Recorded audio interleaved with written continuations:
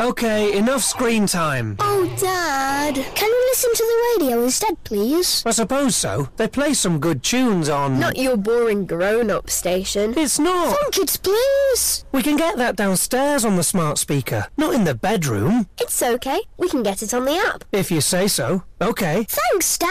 Now, let me have your tablet. Screen time is over. About that, you just said we can listen on the app, and the app is on our tablet. It was downloaded from the App Store for free yesterday by Mum. But... You did promise. Listen anywhere. Smart kids listen on smart speaker. This is Fun Kids.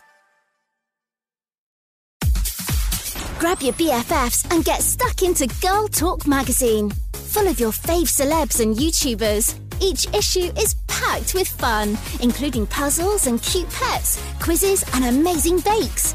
All this plus awesome prizes, fab fashion and amazing gifts. Girl Talk magazine. Get it every month. What are you waiting for? Hello and welcome to Bookworms. My name is Bex and I love books, and I have got lots of book goss on the way for you. We'll be talking Yoto Carnegie Awards plus. First, we have got the author Joe Haddow and illustrator Ellie Hawes. They're here to tell us about their brand new book, Art is Everywhere. What exactly is art, and when can we do it, and why, and where? Well, luckily, they're here to tell us. I am joined right now by author Joe Haddow and illustrator Ellie Hawes. Hey guys, and welcome to Fun Kids. Hello. Hello, thank you. Now, I have been reading your book, and it's fair to say I feel inspired to go out and do as much art as possible, but the question is... which bit of art? Joe, can you explain to us a little bit about the book? It tells us basically art is, as the book says, everywhere, right? It is. Well, I think so anyway. And thank you so much for reading it. And I'm so glad to hear that you've been inspired by our little book. Yes, I had this idea that I wanted to celebrate the joy of being creative.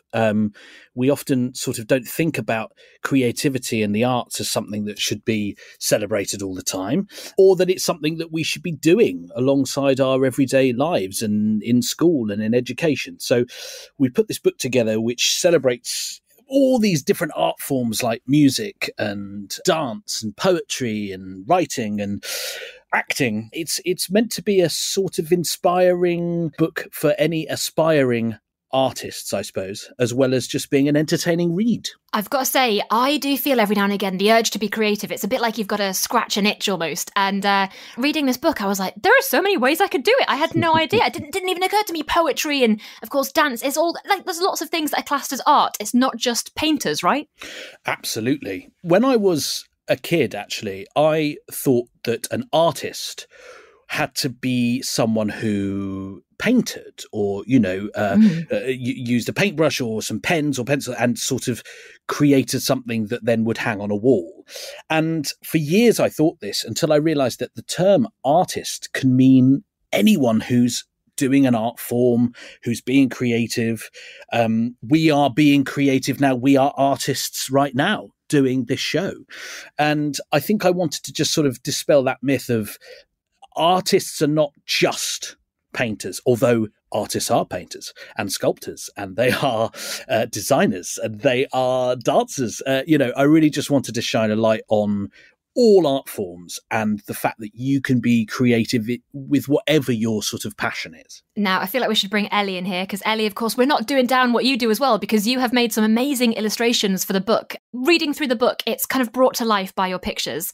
Were there some people in general that you loved drawing in the book? Thank you. Yeah, I loved it. It's really nice to, do illustrations that are just expressing the general mood of the book, but also drawing these people too. So, I love doing people like Maisie Williams. She's a very, recognizable face. Rosie Jones, the comedian, love that. I love doing all of them, to be honest. They're all different. They're all very intelligent in their own right. So, yeah. Have you had any feedback from anybody? Will you send their pictures to them maybe, see if they'd like to frame them, put them on the wall? I don't know. I think Joe's been speaking to a couple of them about the book. I've seen some photos that he's been sharing. Well, yeah. Rosie Jones got her copy just the other week and was very pleased with her illustration, I have to say, Ellie. And yeah, because we feature 3 different artists in each chapter. So we've selected sort of 3 artists that are doing the art form, whether that be dance or comedy or music or one of the many that I've mentioned. And we sort of shine a light on them and what they do in their career and what, why I think they're so brilliant. So we've actually managed to get the book out to quite a few of the people that are featured in them. And all of them have said to me when they've opened the page and looked at Ellie's illustration, "Oh, look, it's me," which I think is a good sign. Good. I mean, it's an incredible sign. Yeah, they're all instantly recognisable and really exciting to learn about some people I didn't know much about. Joe, was there anybody in particular that you were kind of excited to put in the book? I could have put 1,000 people in the book. That's the problem. And I had to sort of whittle it down. Yeah, everyone in it, I'd say everyone in it I'm a fan of, and they've all done amazing work.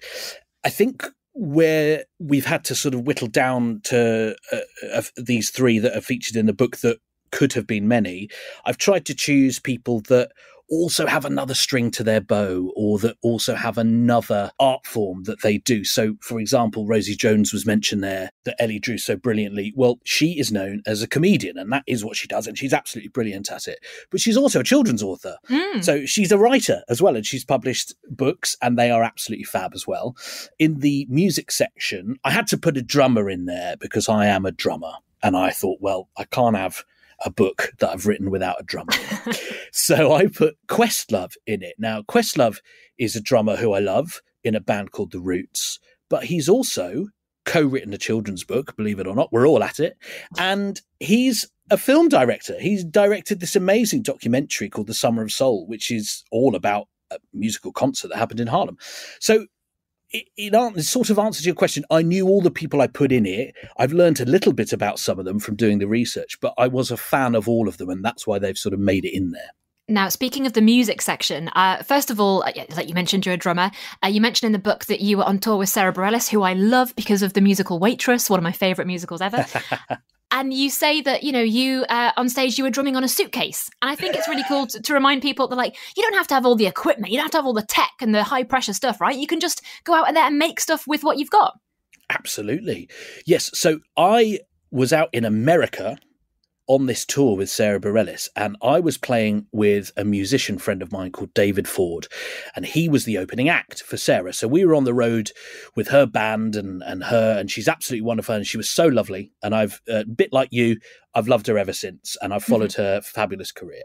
But yeah, on the road in America, rather than carting a whole drum kit around, Dave said to me, "Oh, I've got this suitcase," and it was a battered old leather thing. He said, "I reckon it could make some good sounds if we put a microphone in it." And I looked at him like he was absolutely mad and then said, "All right, well, I'm willing to try it." So he sort of rigged up this little microphone in it that and it was sort of sat, not floating in the box, but stuck to the side of the suitcase. And we rigged it up to the PA, and I used the palm of my hand on the front as the sort of bass drum. So you got this big thud. And then I used my thumb on the top corner, which was a bit like a snare drum. And you suddenly had this sort of boomy box with two different sounds on it. And he loved it so much, as did I, we played the whole set with it. I love it. That's amazing. I mean, to be honest, as a kid, I wanted to be a drummer and would get all the pots and pans out of my kitchen and slam them around. But my parents less excited about that. Very weird. I've damaged so many of my mum and dad's pots and pans. I can't tell you over the years. Yes, I was swiftly moved on to cushions. Oh, very wise. Okay, well done to mum and dad. Ellie, when you were looking through this book and you were doing the illustrations for it, was there any part in particular that you were like, "Oh, I didn't know this," or "This is exciting to learn about"? Because I'm guessing Joe maybe sent you the words and you got to draw around them. Well, to be honest, I'm a very big advocate of anything can be art. So, I was in total agreement that, all these different art forms are art. I loved all of it. But my favourite section, I think, is dance, because I dance every single day. I think it's such an important part of enjoying yourself and getting those endorphins in. I love it. I was going to say to you, actually, is there obviously you're an amazing illustrator, but was there a bit of the book that you thought, you know what, yeah, I'd quite fancy being a poet, or I'd quite like to be a musician? Is dance your one then? I love all of it. I think as I've grown up, I've tried to do a bit of everything. I wanted to be a songwriter, I wanted to do this, and I wanted to do that. But I think dance is the one that I've carried on to my age now, as well as illustration and art. And have you seen in the book, there's little bits where you can look up online certain bits that's been recommended. Have you done some of those as well? Like seen some of the videos that Joe's recommended? I've seen when I had to illustrate a dance scene. Who was it for? The Justin Timberlake. Oh, yeah. That's a goodie. That's a really good one. Joe, I listened to some of the music you recommended as I was reading your book, which was quite a great way to do it, I've got to say. It's quite an eclectic mix, isn't it? I love it. Yeah. You've got some classical stuff in there. You've got Stevie Wonder in there. It was happy days, to be honest. Was there any art form in particular that you think is harder than others? Because for me personally, I think comedy is really hard, but maybe for other people it comes naturally. Or do you think it's just something you have to practice at? No, that's an interesting question, actually. I think I would probably say comedy and maybe dance, just because of the amount of time you have to give dance, I think, certain types. I mean, I can dance. I can boogie, but, Stephen McRae is in the book. He's a ballet dancer. And when I met him many years ago at the Royal Opera House in London, he sort of explained to me just how his sort of daily routine goes. And I mean, it's insane how much he has to stretch and strengthen and practice and everything. Even now at the top of his game, or back then at the top of his game, he really did have so much to do. So thinking and writing about dance made me really, really appreciate some of these professionals. But one thing I will say, obviously, is the book is encouraging everyone to do any art form they want. And we don't all have to be professional at it to enjoy it. So if, like me, you like to put a bit of Stevie Wonder on and have a boogie around your room, well, you're still dancing and you're still creating art. You don't have to be a professional dancer. But it's interesting you mentioned comedy as well, because I have a few jokes, from over the years that I keep up my sleeve. But I could never do a whole routine, I don't think. And some of the amazing comedians that we see now, and that I mentioned in the book, are doing more than just telling jokes. They're coming up with stories. They're telling a story within their whole show. It's theatre. And yeah, I just think that's such a skill and something I don't think I could ever do. It is to me as well. It's a bit like magic, basically. Now, before I let you guys go, I want to ask you, do you have any top tips? If someone's reading the book and thinking, this is an amazing thing and I love art, but I'm a bit overwhelmed, where do I start? What would you recommend? Joe, you can go first. Well, great question. Okay, I would say this. Think about what you love personally. What excites you? What makes you happy? Is that music? And if so, maybe read the music chapter, maybe look at the playlist that I've put in there, maybe have a think about a song you might like to sing or dissect and learn about the musical instruments in it. If it's not music though, and it's something else like dance, and you want to just have a dance around your room, I'd do that. I wouldn't be overwhelmed with the amount of choice in the book, because you just have to find the one or the ones that work for you. Not everyone loves all forms of art, and that's fine. So choose the one or the ones that excite you the most and then concentrate on those. Oh, good advice. Ellie, do you have any top tips for how to get motivated into going into the world of art? I think probably most people are doing things in their everyday life that they're unaware that is art, and, to look out for things that are sparking joy and helping you perhaps process emotions and how you do that. Do you like to sing in the shower? Do you like to, write stories at school? Otherwise, I'd think about people that inspire you, people on telly, people in your family, your friends. What do they like to do? What do you like about them? And I think often, I wanted to play saxophone for a while as a kid because I wanted to be Lisa Simpson, see what inspires you and bring that into your own life. Oh my goodness, I know that. I had that feeling as well. I ended up with a cello, not a saxophone, but they're very similar. Yeah. Brilliant stuff. Well, guys, thank you so much. Art is Everywhere is out right now. It's a proper joyous book to read, so I definitely recommend it. And thank you so much for telling us all about it. Thank you. Thanks very much. Big thank you to Joe and Ellie. Their book is brilliant and really inspiring as well. Now, we should say the winners of the Yoto Carnegie Awards have been announced, and they're here to chat a little bit about winning the award and the books they've worked on. So first up, we've got Joe Todd Stanton, who won the Yoto Carnegie Shadowers' Choice Medal for Illustration. This is for The Comet. So here we go. Hi, my name is Joe Todd Stanton, and I'm the writer and illustrator of the children's book The Comet. And I'm so happy to have won the Shadowers Reader's Choice Award for the Carnegie Medals. It's just an incredible thing to be a part of. You know, whenever you're writing a children's book, it's always the children that you have in mind when you're writing it. So for them to actually vote for your book and enjoy it is such an important thing. When I wrote this book, I was a bit nervous because most of the other books I've done have all been kind of fun adventure stories, and this one felt a bit kind of more emotional and a bit kind of closer to things that had actually happened in my childhood, so it made me feel a bit more vulnerable. So yeah, to have that then still be seen by kids as something they love to read and still emotionally connect with is really important, and yeah, I'm so happy to have won. Next up, we have Ruta Sepetis, who won the Yoto Carnegie Shadowers' Choice Medal for writing for I Must Betray You.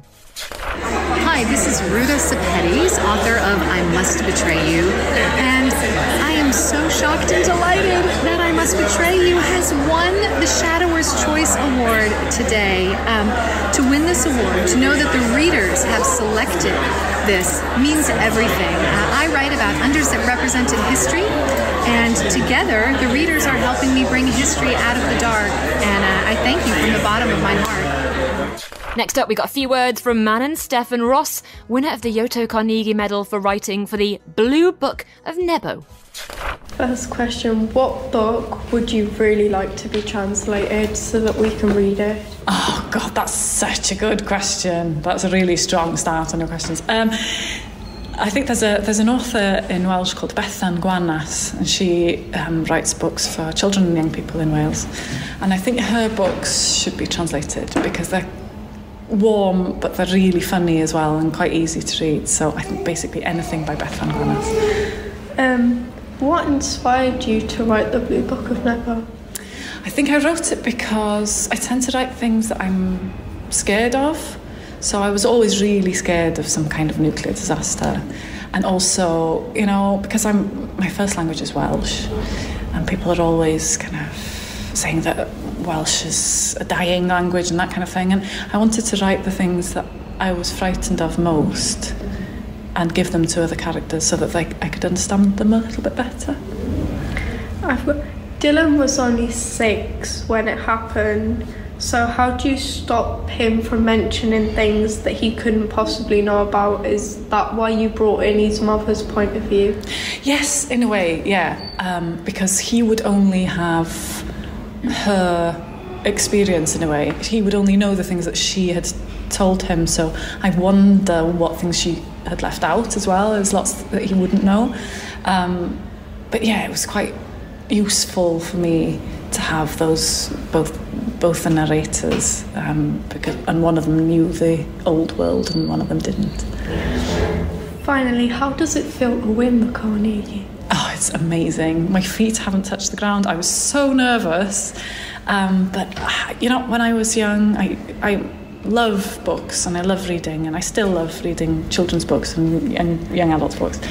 And I used to see this word Carnegie on the cover of some of my favourite books. And I remember it because I didn't know how to pronounce it properly. And so I was thinking, is that Carnegie or Carnegie, or is it Carnegie? And so I remember it, and the fact that my book is on that list of books now is just, it means so much to me. It's a wonderful, wonderful feeling. And finally, we want to give a big shout out to Wei Zung, who won the Yoto Carnegie Medal for illustration for his work on Saving Soria, Chang and the Sun Bear.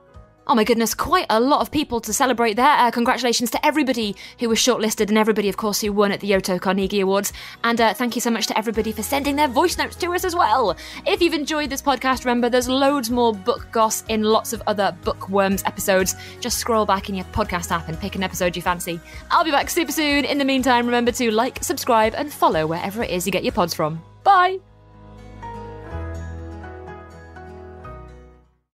Okay, enough screen time. Oh, Dad, can we listen to the radio instead, please? I suppose so. They play some good tunes on... Not your boring grown-up station. It's not. Fun Kids, please. We can get that downstairs on the smart speaker, not in the bedroom. It's okay. We can get it on the app. If you say so. Okay. Thanks, Dad.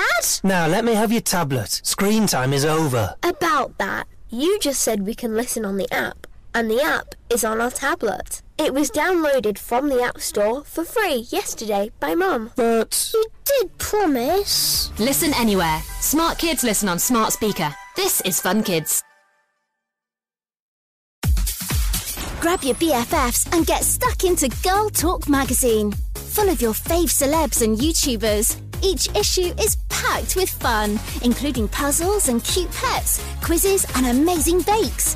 All this plus awesome prizes, fab fashion and amazing gifts. Girl Talk magazine. Get it every month. What are you waiting for?